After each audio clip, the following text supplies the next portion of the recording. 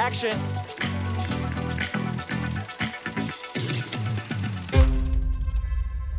Dear Edith, you foxy-ass old whore. Carry on. You really are a tricksy old f***er. And you're a sad, stinky bitch. In the end, I think it's just jealousy. Olivia, how are you? Hi, good, thanks. How are you doing? Oh, really well, thanks. I'm so excited to be talking to you about this film, which I loved. I thought you were amazing as well. Some of the most bizarre swearing that I've ever heard. Did you have a favourite insult? Yes, I do actually. I liked Timothy Spall saying, "You want f the nose holes." That was the one that made me giggle a lot. You want in the nose holes, you old beetle. Beetle! Right.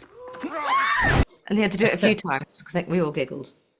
Well, I was going to ask about that because obviously you're all very accomplished actors, but were there moments where it was just impossible to keep in character? We did pretty well, I think, on the whole. Also, Hugh Skinner reading the letters in his sort of bumbling way, that was very funny. We struggled with that a bit. There were some moments, but on the whole, I think we were terribly well behaved. Good. That doesn't surprise me at all. That's a very British thing, I think, to sort of keep a stiff upper lip, no matter what. And this story, this fascinating moment in history, is so British to us here in Australia. What do you think the actual incident says about what it is to be British? Oh, I've no idea of what it says about that, but I love the fact that I think there's an assumption that anyone in the 1920s wouldn't know how to swear, wouldn't have known any of these words. And 85% of the letters in the film are from the real letters. You know, that these women did know these words. We haven't invented it. I love that it's slightly blown 1920s England out of the water for me. And my mum always said, you know, the youngsters or each generation thinks they've invented sex. And that's sort of true, isn't it? When you discover your sexual life, you go, oh, like no one has ever felt it before. Everyone has. And obviously everyone has felt the release from swearing. And no, I love it that this pious Christian woman is a good swearer. Oh, she is indeed. And what appealed to you the most about playing Edith Swan in this film? Because you've played so many wonderful characters over the years. What was it about Edith that appealed to you? Just, I thought it would be fun to play her. I love that she's one thing, you know, at face value, and as all humans, she's many more things beyond that. I also really felt for her, I understood her reasons, you know, that she was being kept down, sort of beaten down, if you will, still under the thumb of her father, her controlling, unpleasant father, played beautifully by the very sweet Timothy Spall, who's the absolute opposite. I thought there were many things to play which interested me, and I mainly thought it was be fun. You look like fucking Queen Victoria shoved a nettle up her pussy. I don't know. You stink of cum and shit, and the cakes you make look like they're falling out some arsehole. Better. Yeah, and she just gets more and more complex as the story unfolds, which is so fun to watch, I think, as those layers are sort of peeled away. And of course, the dynamic between Edith and Rose Gooding is at the heart of this film. Tell me about working with Jessie Buckley again. Yeah. Oh, well, she is one of my best friends. We met before we did Lost Daughter. We met at a festival years ago. And Lost Daughter, we never were on screen together. But her story was filmed before mine. So while I was there finishing quarantine, she was filming. But then after she'd filmed for the day, we'd play the guitar, she'd sing, we'd drink, we'd have a wonderful time. We were all in a bubble on the island, on an island in Greece, heaven. And we just had the best time. And then when this script arrived, I just thought, oh God, it's got to be Jessie, because we'd have such a nice time. And we did. and we were filming away from our home, so we would sort of stay together when we were filming as well. So we'd, and as soon as they said wrap, she said, "I'll get a bottle of wine. You get what should we eat tonight?" And it was just. I feel really bad that it was called work, but it was just so nice.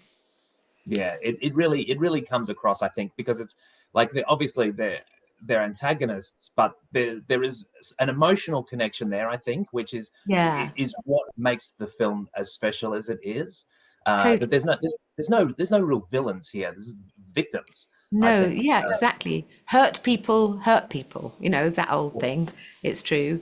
And Rose really sees Edith, and there's an opportunity for Edith to, I think, have a really good friend and maybe ease some of that sort of pressure cooker. But she's too scared, or she doesn't know how to take that friendship, and she fucks it up a bit. Who swears better in real life out of you and Jesse, or who swears more? I think we're probably on a par. I think we're both pretty good at it. I don't doubt it. And the film does a really interesting job of examining gender roles and discrimination. And in 1920s Britain, it makes perfect sense to kind of challenge some of that. But what do you think the film says about life today? Because it's definitely not perfect, right? No, well, it would be lovely to be able to look at this film, Wicked Little Letters, and go, my God, we're a completely different place to how it was then. All women are absolutely equal. All women are paid the same as men. That would be great. But sadly, that's not the case. There's still the pay gap is the thing that's been really bugging me. When I'm doing press on this in particular, talking about the disparity between men and women, they're still, unless they reduce mortgages for women, or make cars for women less expensive because they're not paid as much. That would help, but they're not. Yeah. So women are paid infinitely less than men across the board. I say this, some jobs, there are rules in place. I mean, it's been illegal since the 70s at least to do it, but people still do it. But I recently came across a pay gap in my industry, female actor, male actor. Her part was bigger in the film. He was paid 12,000% more than her, or that was the offer. Wow. I know. So this is pissing me off, and until we still got a way to go. We're an awful lot better than we were, but just everyone being equal would be great.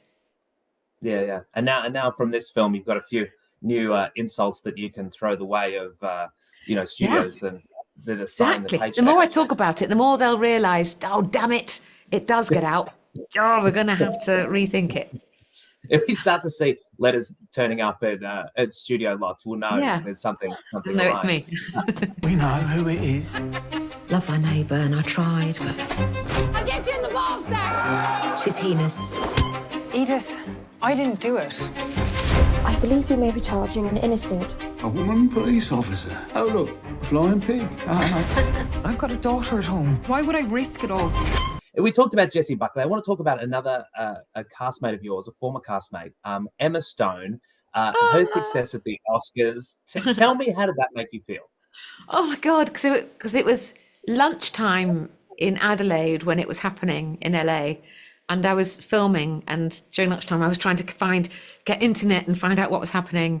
And I was a little bit behind, a little bit delayed. And I saw Em's and her speech.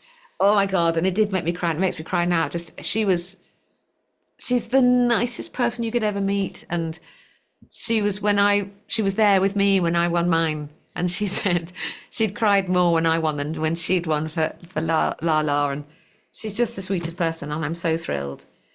I mean, they all deserved it, everyone who was nominated, but my love is with her, so I was particularly pleased it was her. And we had a nice exchange of voice messages, mainly screaming. And Yorgos and Tony McNamara, of course, you worked with, and you won an Oscar in one of Yorgos's films. What do you think Yorgos and Tony do so well when they create these interesting female characters that are unlike what we see on the screen. Well, I think most of the men I know and love are men who love women, but not just in that sort of weird, horrible way. Tony is married to and in love with a very strong, very funny, powerful woman, and Yorgos sees women as equal, and and Em's she was a producer in Poor Things. She had agency, she had power, she had the last word. She decided what she was going to do, and Yorgos empowers women to do that. So I'm one who fights for equality amongst all genders, and that means also I fight for good men, good trans, good anyone, and I will like to point a finger at people who are bad, But so I'm not just sort of saying, women are the best. I think anyone who is kind and wants equality is the best, and Yorgos and Tony do that, and that's why their films are so good, I think, and that's why the women in their films do well. Catch them in the act. What would your husband think? My husband isn't alive, Ray, so he's not thinking a great deal.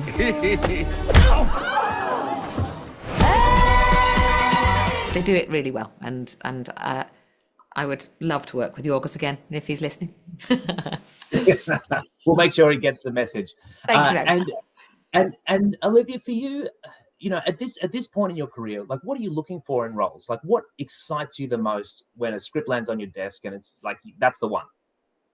I've no idea. It's literally a sort of gut feeling. So if this turned up and I thought this looks fun, and there are other things. I suppose it depends where you are in your life when something arrives.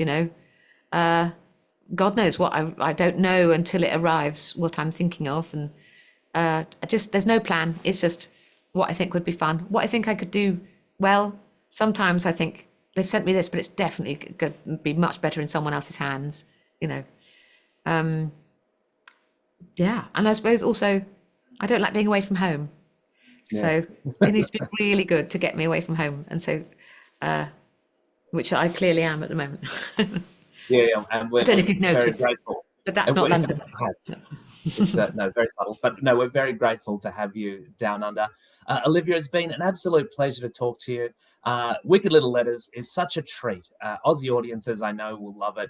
I hope so. And you and Jessie and Timothy and Gemma and everybody in it are just so wonderful. Thank you for talking to me today. Oh, it's been a pleasure. Thank you very much. Thanks for having me in Australia. And